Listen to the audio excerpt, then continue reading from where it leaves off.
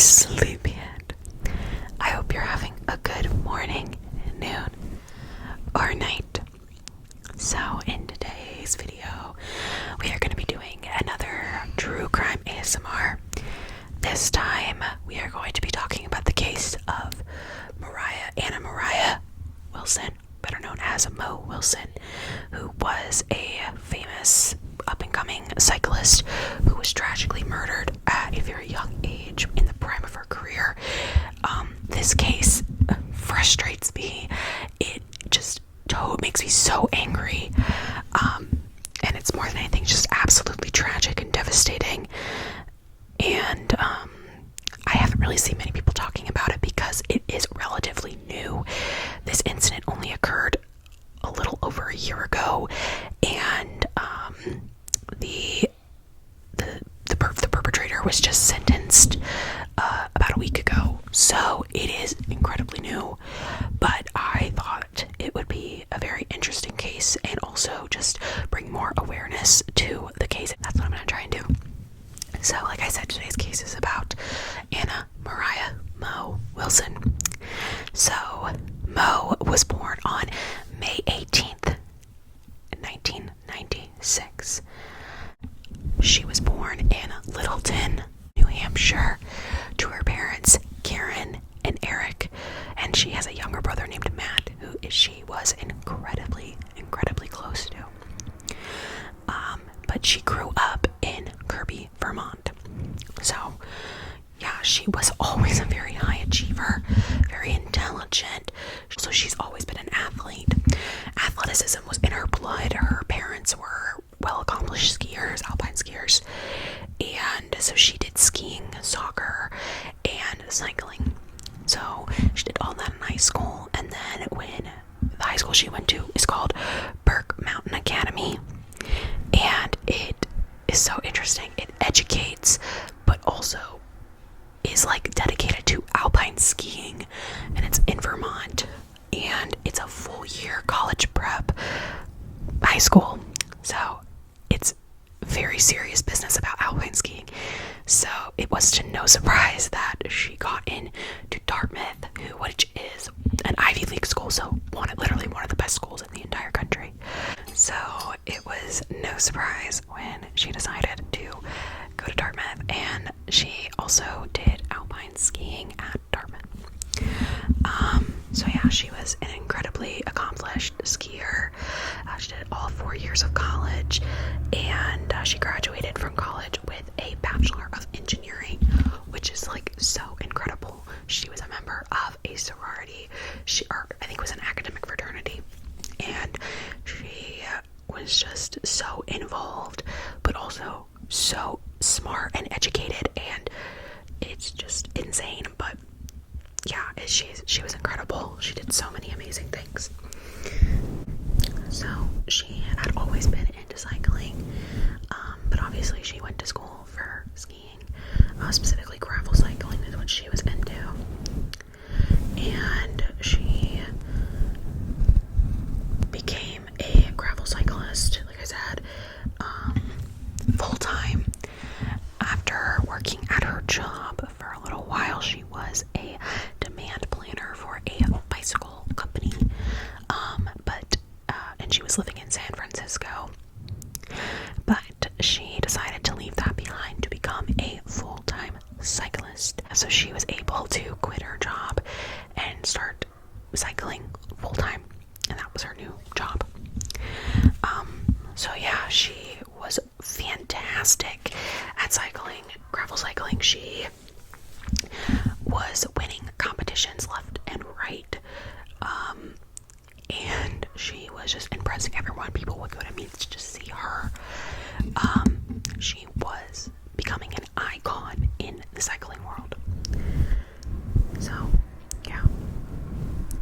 So speaking of cycling, during the week of May 11th, 2022, she had traveled to Austin to compete in a race that she was presumed to win. Everyone was saying she was gonna win. And she, at the time, met up with another cyclist by the name of Colin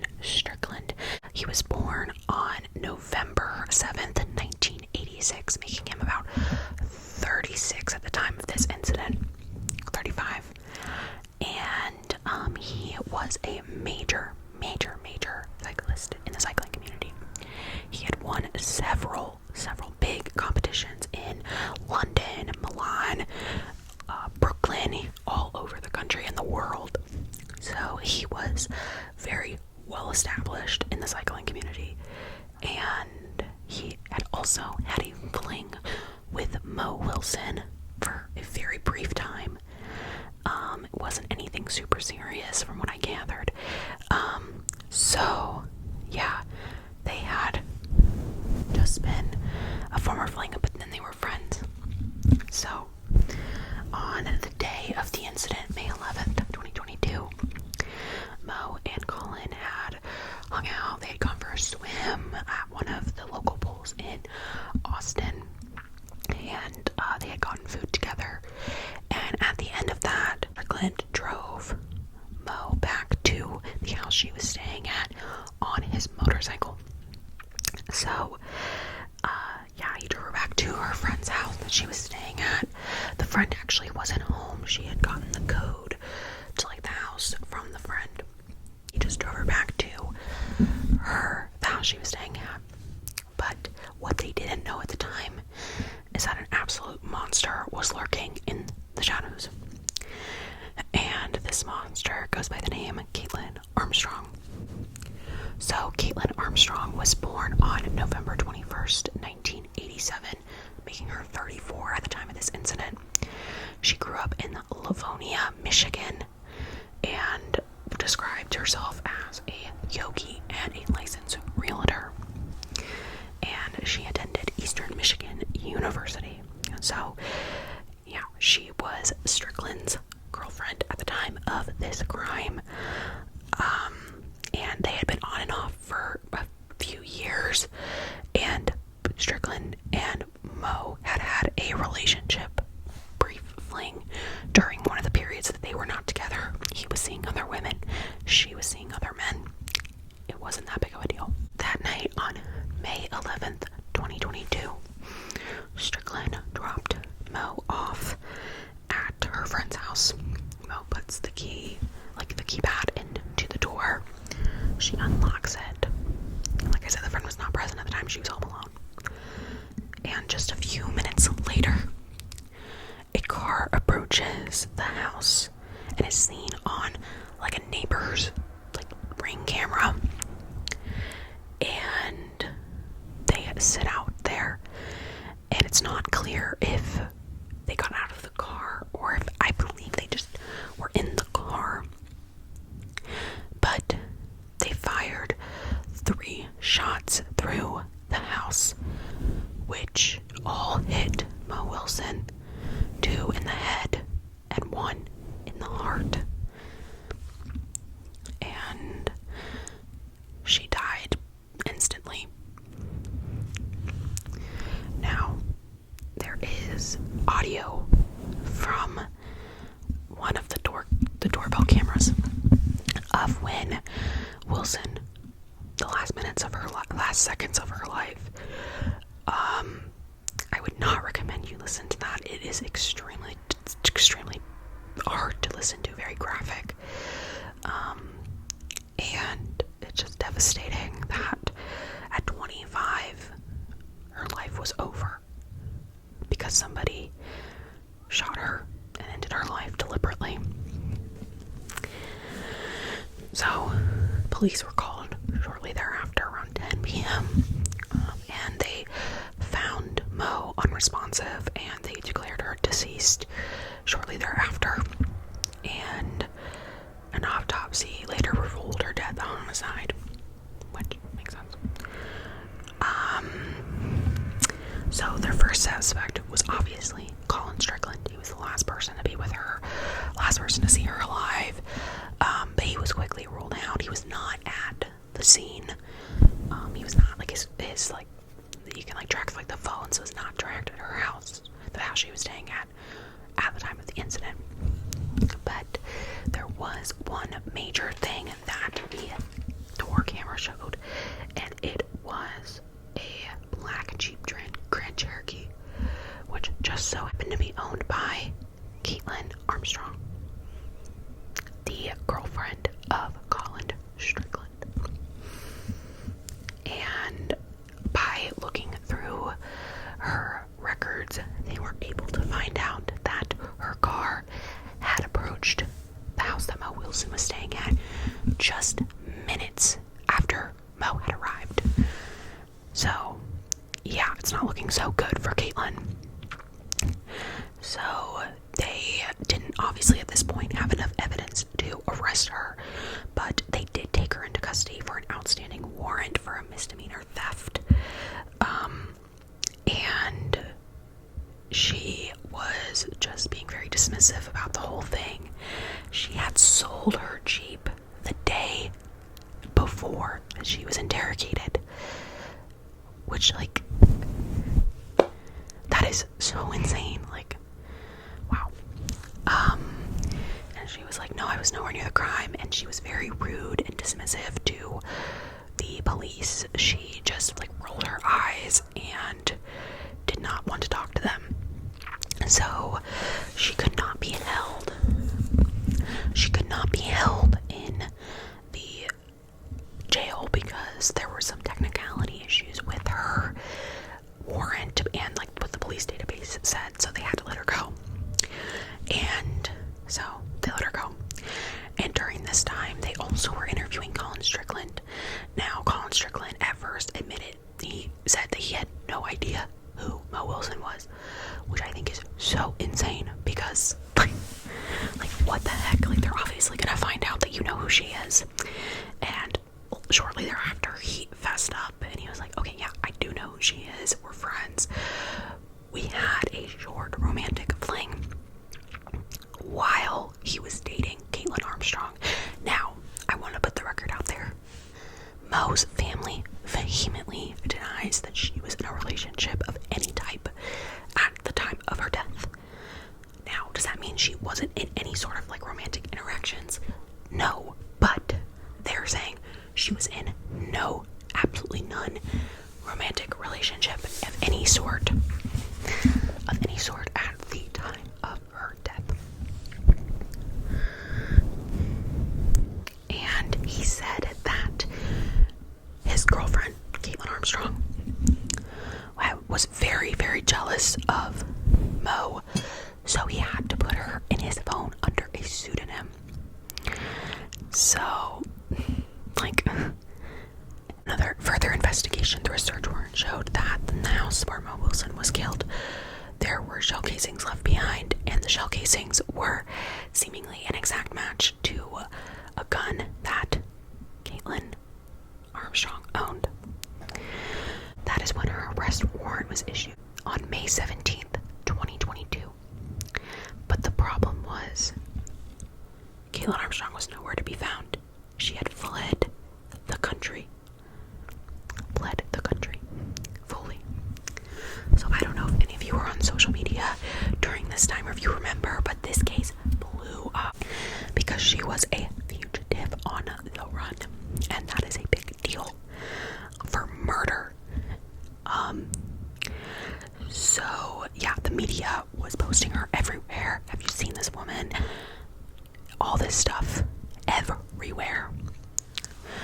Well, after 43 days on the run, police to the public, everything, U.S. Marshals in Santa Teresa, Costa Rica, found her at a hostel. And she had changed her appearance drastically and wanted to start a new life in Costa Rica as a yogi. She had cut and dyed her hair, gotten a nose job, and seemingly fillers in her face. Like, what? She completely altered her appearance so she could not be recognized. And I'll put a side by side of what she looked like before everything, and what she looked like when she was caught. I still think she looks somewhat the same, but you can definitely see that she got a nose job and other cosmetic procedures. It's nuts. So yeah, she was apprehended by the U.S. Marshals in a hostel in Santa Teresa, Costa Rica. was arraigned on her on July 21st, 2022. And of course, she pled not guilty. Come on. And her bond was held at $3.5 million, which she did not post. I don't think she has $3.5 million sitting around, but I don't know. So, yeah. Her behavior during the whole case was very volatile. Her defense argued that there should have been more investigation into one of Mo Wilson's ex-boyfriends. But from what I gathered through my research, he wasn't in town at the time of the case. He was very quickly cleared as a suspect. The only person who would have done it, who had the motive, who had the evidence to back it up, was Caitlin Armstrong. Now, not only did Caitlin Armstrong flee the country, she also used her sister's passport. So not only is she fleeing the country on suspicion of murder, she is committing identity theft by using her sister's passport. Like, oh my god. I'm sorry, this case makes me so angry. So angry. So yeah, the defense was arguing that her ex-boyfriend should have been looked at more thoroughly. But they looked at the ex-boyfriend, they looked at all of the men in her life, like Colin Strickland, everyone, and all of them were cleared as suspects. None of them had any connections to the case that they could find. So, yeah, that was the defense's argument, that they should have looked more into her ex-boyfriend because he also had motive. But they did that and it just didn't pan out. Another interesting tidbit that doesn't have anything to directly do with the case itself, but it just shows Caitlin Armstrong's character, I think, is that she escaped from authorities. Now, this doesn't really have anything to do with the case itself, but I do think it is an interesting thing that we should be pointing out to show what kind of person Caitlin Armstrong is. On October 12th of this year, 2023, right before her trial started on October 24th, Caitlin Armstrong was going out for a medical appointment and she was being escorted by the police, and she attempted to scale a wall and escape the prison. There is a video of it. Look it up. It is fascinating. She is on the run trying to escape the prison, and yeah, so she I think those felony escape charges never went through, but it just shows what kind of a person she is. I really think it shows how much she disrespects authority and also will do anything to escape because she doesn't want to accept what she's done. So, yeah, she was caught about after 10 minutes. So, finally, on November 16th of this year, Armstrong was found guilty by the jury, and just the next day, after deliberating, the jury found her guilty, and no cameras were allowed in the courtroom, only for closing statements. And I mean, yeah, the defense, their only argument was, well, it could have been the ex-boyfriend, and well, all this other stuff. There was also a thing about vandalizing the apartment, but nobody reported that the night of the murder. And when they being Colin Strickland and Caitlin Armstrong were questioned at their house, no one mentioned it or anything when the police came to visit them the night that Mo was murdered. So it just doesn't seem very relevant. And why didn't that happen? Doesn't make any sense. And I fully believe that Caitlin Armstrong vandalized her own house to try and give her some sort of alibi. So she was found guilty, and she had the possibility of up to 99 years, but eventually the judge sentenced her to 90 years with the possibility of parole after 30.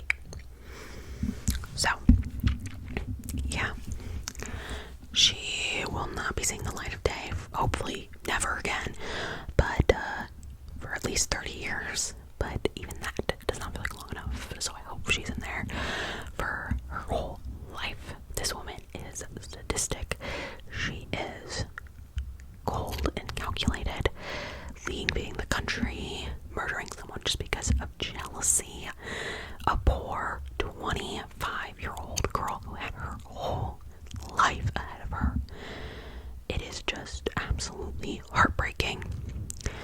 So yeah, I want to finish this off by talking about Mo Wilson a little bit. So she was a wonderful person, obviously, but she was a great friend and also a fantastic writer. If you search Mo Wilson blog, she has a blog where she would post stories about her different cycling events, and just hearing her write and hearing her talk, I mean, it's obvious she's very well educated, but she just had such a unique perspective in her writing, and I just think that everyone should just take a second to go look at her writing and appreciate it, because I mean, things like that are really important to acknowledge and look at, especially after someone has departed far, far too early. And I am just devastated that we did not get to see all the other things that Mariah could have accomplished. It's completely unfair, and I hope that Caitlin Armstrong never sees the light of day. And yeah, that's all I have to say about that. Let me know what you think in the comments below. I know this case was kind of heavy. I mean, they're all heavy, but this one in particular really affected me, because I just like, it just felt so, like, I feel like I know people like her, and just, I feel like I have friends like her, and just, it's unfair that there are so many great people in this world who were on this earth for such a short amount of time. So, I'm not trying to get too deep or sappy or emotional, but this case really did affect me. So yeah, my thoughts and my heart is with the family of Mo Wilson, family and friends of Mo Wilson. She seemed like a wonderful human, and it's heartbreaking that Caitlin Armstrong decided out of pure jealousy to take her from this earth. So yeah, let me know what your thoughts about the case are below. I would love to hear it. Also, if you enjoyed today's video, be sure to hit a like and subscribe if you would like to, and let me know if there's any other cases that you would like me to cover in the future. But until then, I will see you later. Sleepyhead, sleepyhead, sleepyhead.